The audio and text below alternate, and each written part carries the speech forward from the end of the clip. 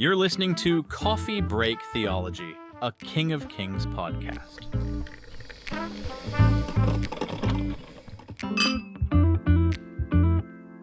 Hey, welcome back, Season 2, Episode 2, to Men of the Bible, Godly Masculinity. Glad you're here. I'm Greg. And I'm Marcus. Today's guy, we're talking about Noah. Oh, I love The that. guy who built a boat before anyone ever even seen the rain. Yeah, isn't that crazy to think about? The whole world changed. It had gone on for, over 900, thousands of years. Yeah. And anyways, Marcus, think about if you had just built this in your neighborhood. I'm sure your HOA would have sent you probably several letters. I know mine would have for sure. A stack of letters. Right. Cease and desist letters, probably. It would have been a big mess. But Noah's story it's about more than just construction. Right. Yeah, he built a boat. But what we're talking about is conviction. The kind of man who will follow God's word when nobody else understands. Yeah, and that's a reminder, godly masculinity is the conviction to obey even when it's not popular around you or Right. people don't understand Right.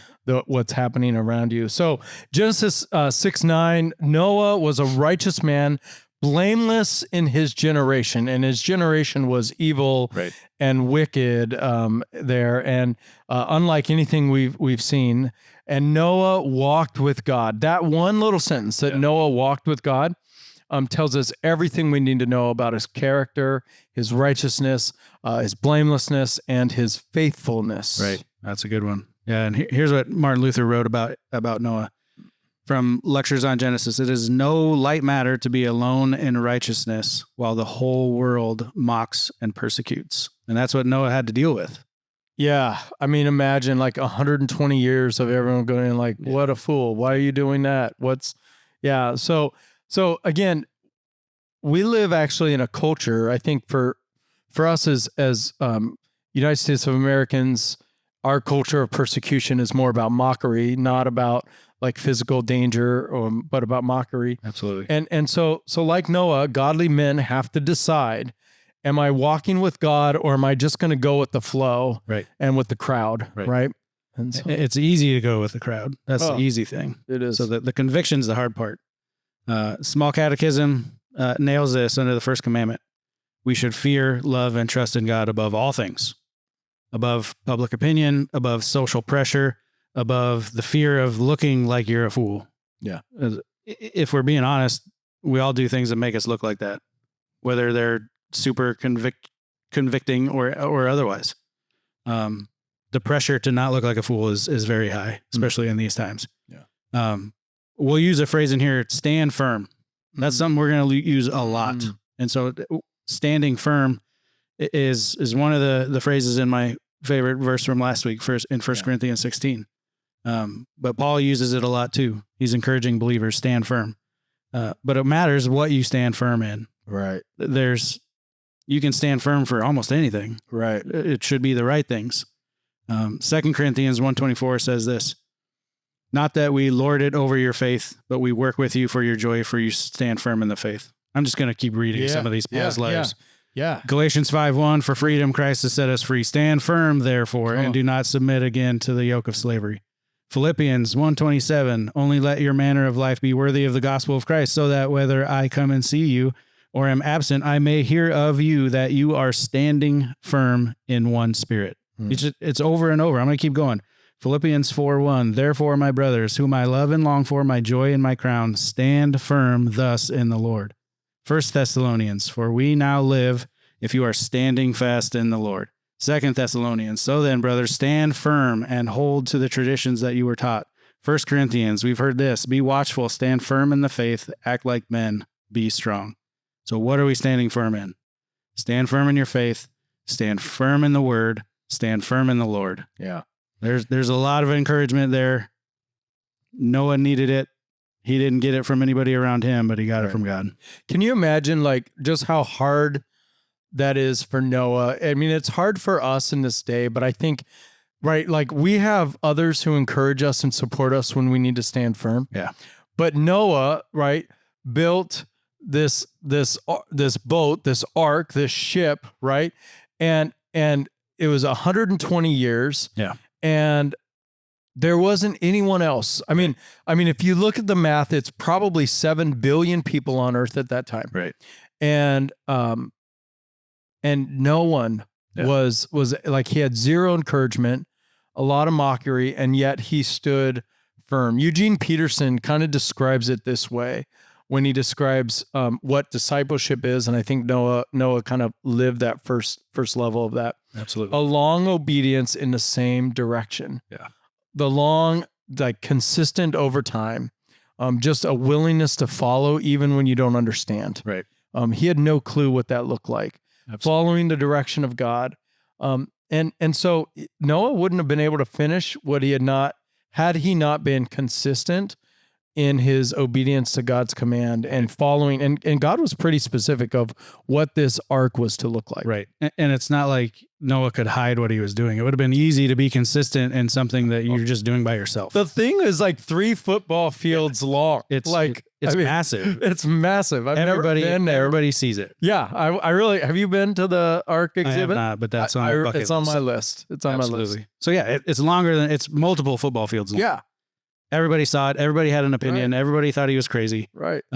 Most of those opinions of him weren't kind. Like they weren't thinking, oh yeah, good job, Noah. Like you're listening. No, it was, you're an idiot. Yeah. Yeah.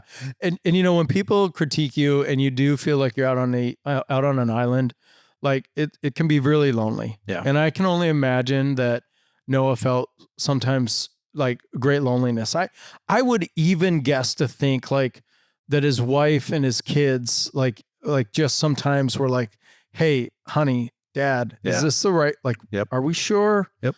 A lot of doubt. But you know, here's what happens in our loneliness. Like we have that same loneliness. And I think it's a reminder that if you're a Christian, Alistair Begg said it this way, if you're going to be a Christian, you must be prepared to be a stranger in the world. Or I like to say this, live uncommon. Right. Like don't be common. Is it Tony Dungy, I think, wrote the book Uncommon Men. Yeah. It's the premise of the book. Great book, great coach. But that was Noah. He was a stranger and a righteous stranger in a corrupt world. He was standing firm on God's command and his promise. When the world told him he was nuts. Yeah. Like everything coming at him was, you're a fool. This is wrong. What are you doing? And he stood firm. Yeah. Are you willing to look crazy to live for Christ? That's something I've thought about, is like what I believe makes me crazy in the world's eyes. Mm-hmm. Mm-hmm. That's a kind of a scary thought, but it shouldn't matter. It doesn't matter what they think. Right. If you're going to stand firm and you have that conviction, God's going to pull you through. Yeah. Are you okay with being weird? Standing firm in the faith, standing firm in the word, standing firm in the Lord. You're going to look weird. Yeah. It's going to happen. Yeah. And I think that's something that's often overlooked in the world, right? Noah didn't go into the ark alone. Right. He did have his family and they were led into salvation with him. Noah didn't lead them to salvation. It's actually very clear. I mean, if you look at it, when God's ready to kind of get the ark, he says, come into the ark. So God's actually already in there. Right. It's not go into the ark, it's come into the ark. And then at the end, when you look at it, it's God who shuts the door. Yeah. So God is the primary agent of the salvation, which he always is. Absolutely. But this obedience and salvation was grafted and gifted to his whole family. Right. Yeah. In Genesis 7:1, then the Lord said to Noah, go into the ark and come into the ark. Yeah. It's probably better translated that way. And all your household, for I have seen that you are righteous before me in this generation. That's a huge point for us as men. Our obedience and our disobedience, either one, it doesn't just affect us. It just doesn't have outcomes for us. It affects everybody around us, the people that he's entrusted to care for. Mm-hmm. Yeah, and that's a great word, entrusted, right? When we entrust something to someone, it's not meant to be a burden, even though sometimes we can treat it as such. Right. And yes, it's a burden of responsibility, but it's also a gift of responsibility. Right. That's gifted leadership for men as a way to point our families to God. And that's an honor, right? Like John writes in his 3rd letter, 4th chapter, he says, I have no greater joy than to hear that my children are walking in the truth.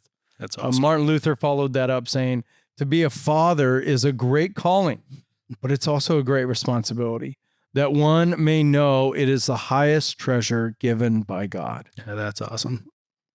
Yeah. And I think when I think about these things, like it's hard in the midst of parenting, in the midst of all the things, like it's hard to always remember that it's a treasure. Right. But boy, it really is. Yeah. And an honor. I like that. Yeah. So the question for today, let's apply this to our lives. Come on. Where in your life right now is God calling you to obey, even though it's unpopular or it's inconvenient or costly to you? Where is God saying, this is what I want you to stand firm on? That's going to make you look weird. And I think maybe like, where is he asking you to stand firm? And this is important so that the next generation sees a model of faithfulness. Yeah. And Noah modeled that for his kids. Absolutely. And his in-laws, his wife, and then his daughter-in-laws. And so where are you modeling this out publicly, and especially to those who are going to be following you? Yeah, because they're watching you. Right. My kids watch me all the time. Right. When they watch me to make mistakes too. Yep. They watch me when I do well. They watch me when I don't. So your challenge this week, identify one area where you've been holding back obedience because of fear of what others might think. Yeah. It happens to all of us. It's easy to do. But where is that? What is that look for you? And then take the step God is calling you to take. Yeah. So as we've said over and over and over again, stand firm. Yeah. Even if you stand alone, because you're not alone. Christ is standing with you. Right. You're never alone. Never alone. Christ is always there with us. So next week, come back. We're going to talk about Abraham. And then Gigi and I, we're going to lobby to return to the ancient way of signing agreements. Ooh, I don't know about that. We'll see. I don't know. See you next week. Yeah. See you next week. Till then, keep brewing that coffee. Yep. Thanks for listening to Coffee Break Theology. Be sure to tune in next time, and remember to check out our other podcast series available on every major podcast listening service.